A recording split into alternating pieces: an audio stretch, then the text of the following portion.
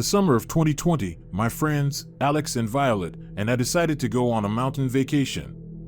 COVID cabin fever had hit us hard, and we were desperate to get out. We settled on a mountain estate and planned to camp and hike at several different locations. For one night, we thought it would be fun to book a cabin in the woods. Violet's parents had rented a fire tower once and loved it, but a cabin beside a fire tower was all we could find. It was cheap, clean, and secluded. Excited to have a night where we could be as obnoxious as we wanted, we booked it. In the weeks leading up to the trip, we decided it would be a great idea to drop acid at the cabin. Violet bought an entire sheet in preparation for our arrival, and it was tucked in her bag as we pulled out of the driveway to make our way to the cabin. I remember this knot in the pit of my stomach, this aching feeling that gnawed at me. I told Alex and Violet that there was no way we could drop acid that night. Violet was pissed. We turned around and got into a massive argument, but I stood my ground. I just knew that we had no business tripping that night. Finally, the fireworks settled, and we were off. The cabin was roughly 30 minutes away from the nearest town. It sat atop a mountain. We held our breath as we rounded the busted road that spiraled toward the top.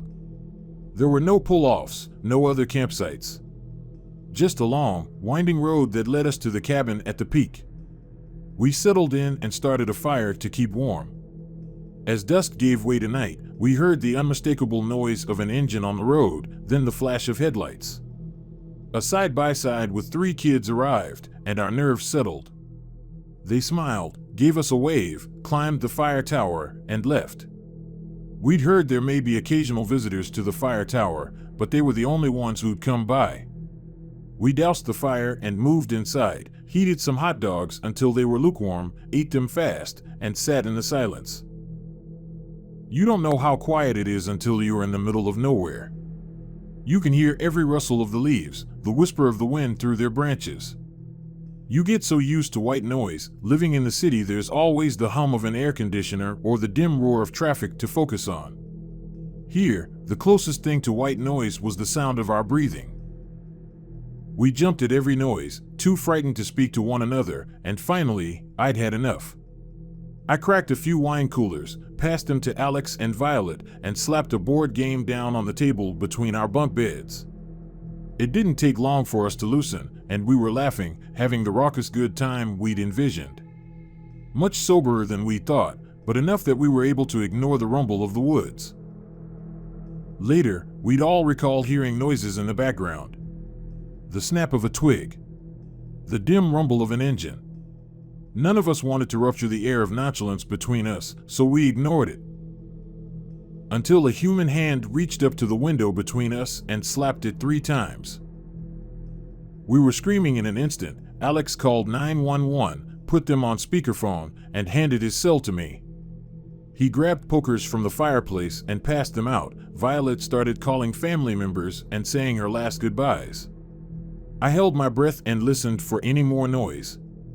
Whoever this was, whatever this was, would have heard us call 911, and now they were being careful to make a silent retreat. Dispatch arrived 20 minutes later, a lucky thing for a 1 a.m. emergency call, and had their dogs comb the mountain. Nothing. They suggested it may have been a bear, but I could tell from their faces that they didn't believe that for a second.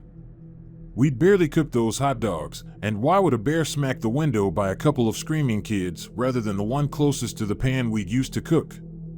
Why would a bear knock on the window like a human? Why, when we screamed, did the bear make a stealthy retreat? They had no answers. But they had one anecdote.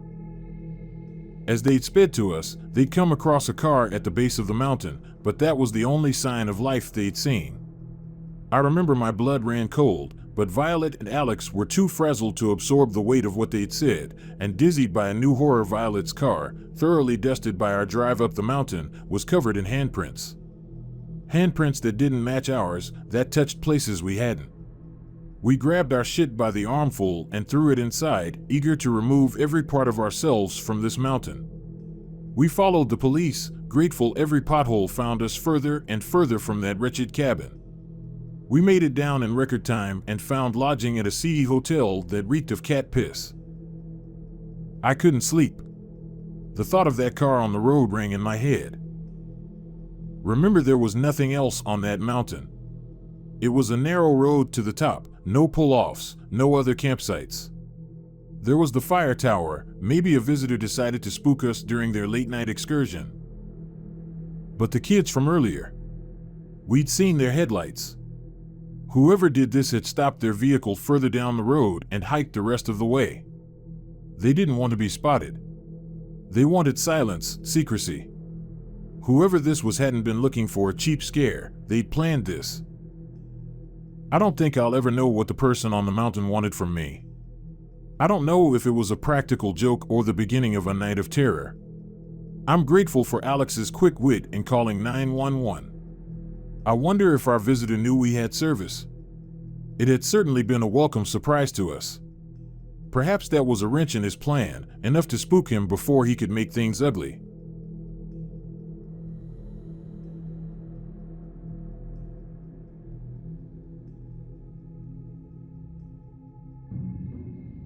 This happened about 2 years ago. I had just moved about an hour and a half away from home, the first time I had lived away from home. I was working on a kids' activity camp. All the staff lived in 2 massive cabins in the woods. There were about 40 people in each, 2 or 3 to a room. So you can imagine how big this cabin was. Anyway, everybody became really close. Some people knew each other from previous years working at this particular camp. None of us really locked our doors because we all knew each other and everybody hung out in different friends' rooms all the time. On this camp, my job was working with the kids during the day and doing evening shifts at the bar, which was there for the staff and the teachers and parents that had come with the children. One night, my roommate and I were both working an evening shift at the bar. She was finishing a couple of hours earlier as she was on a different shift. My roommate, Debs, decided that she was just going back to the room to read and wait for me to finish so we could watch a movie. She had been gone about 5 minutes. That's how long it takes to get from the bar to the cabin, when my phone started ringing with her caller ID. I picked up the call, as the bar was pretty dead that night and the only people in there were staff. When I picked up the phone call, nobody was saying anything on the other end. I put this down to her just but dialing me by accident and hung up. About a minute later, I got another phone call from a friend that lived across the hallway from us. She told me that I needed to come back to the room now. So I asked the guy I was working with to cover while I popped back to the room quickly. I walked down the hallway, and there were about 5 people just standing outside of my room. I walk inside, and Debs is just standing there crying, which isn't like her at all. Our stuff was all over our room. Please note this is very weird because I'm pretty sure I have OCD and often tidied my side and her side of the room, even if she didn't want me to. She went on to tell me that her phone had gone missing. I then asked her about phoning me before I came back to the room, and she had no idea what I was talking about. This means someone had taken her phone and knew who to call straight away. Also, when she left work, there would be no point in stealing her phone as it was literally worthless. A few days later, we started noticing that things had gone missing. But not normal things people would steal. They could have taken laptops, Kindles, a PlayStation, and games. Instead, all they took was my bra and knickers, some clean and some from the dirty washing. This made me feel sick, especially because we knew everyone that we lived/worked with. For a few days, I kept getting these phone calls from Deb's phone with just silence on the other end. We obviously went and reported it, and our bosses said they would look into it. We kind of got blamed for leaving our door unlocked, which I understand as being really stupid now. The creepy thing was, a few days later I walked into the staff lounge, and Deb's phone was just placed on the windowsill. Nobody was in there, and nobody seemed to be around. Well, at that point I noped out of there as fast as I could and locked myself in my room until Deb's came back. Nothing ever came out of it, and we never found out who it was. But I definitely have a feeling it was someone that knew us quite well and who knew when we would both be out of our room. For the life of me, I still don't know who stole my underwear, my roommate's phone, and who trashed our room. But I have definitely learned a lesson, and that's not to leave my door unlocked because there are gross creepers out there.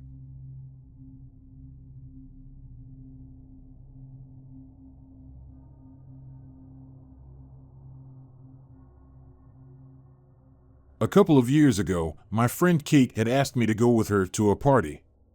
This party was being thrown by her friend Susan.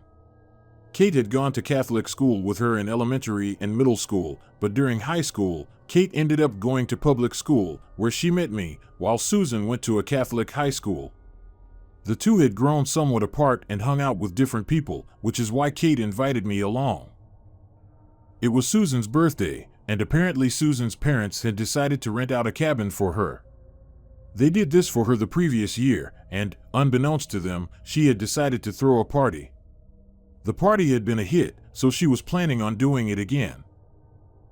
Kate and I drove to the cabin together. The cabin was pretty isolated. Aside from the woods behind it, there wasn't anything around. We couldn't even see other cabins, but I imagined they would probably be empty because it was wintertime. I was a little apprehensive because I wasn't going to know anyone at the party, but I figured after a few drinks, that wouldn't really bother me anymore. Also, if you watch scary movies, you know that having a party in a cabin in the woods is a horror movie cliché. I was very aware of that.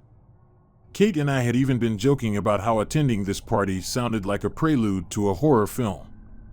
As if that wasn't enough, this was a Catholic schoolgirl party. We arrived at the cabin, and it was pitch black outside. We needed to use our phones just to find our way.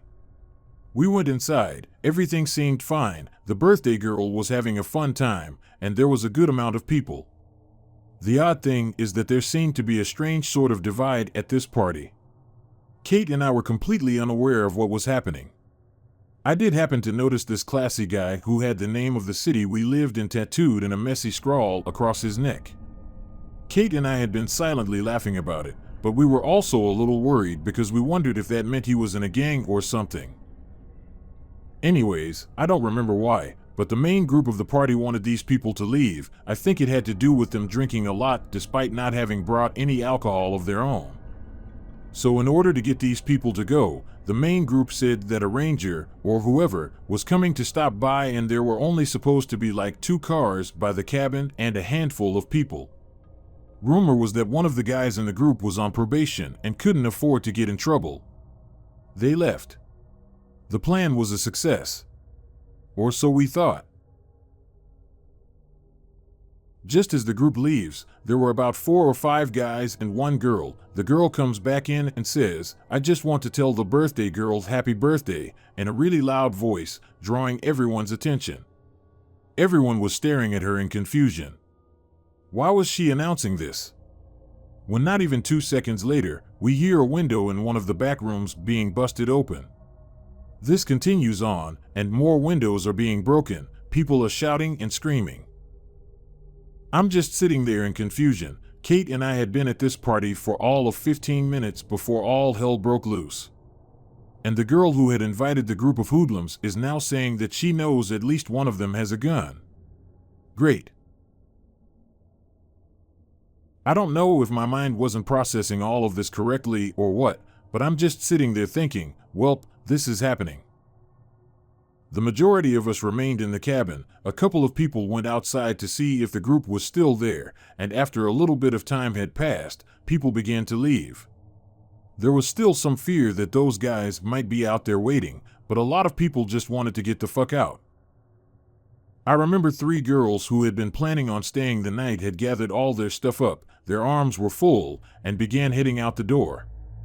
As soon as all 3 walk out, we hear screaming coming from the woods, and all 3 girls immediately turn around and walk back in. One of the girls proceeds to start crying. Luckily, the scream had only been that of a new girl arriving at the party. She had seen her friend outside and had screamed in excitement. Kate and I had stayed at the cabin for a couple of hours. We really didn't want to leave Susan alone, and the majority of people had left at this point. Aside from us, there were only a couple of other people left in the cabin. Thankfully, those people were staying the night, so Kate and I were able to leave around 2 a.m. We had all debated calling the cops, but considering the underage drinking going on, no one really wanted to. Plus, Susan was worried about her parents finding out about the party and had decided she was just going to lie about how the windows had been broken. Thankfully, the group of people did not return. While that night had been scary, all I can really focus on was the fact that this took place at a cabin in the middle of the woods, at a party thrown by Catholic schoolgirls. Of course, that would be the one and only party I've been to have scary shit like this happen.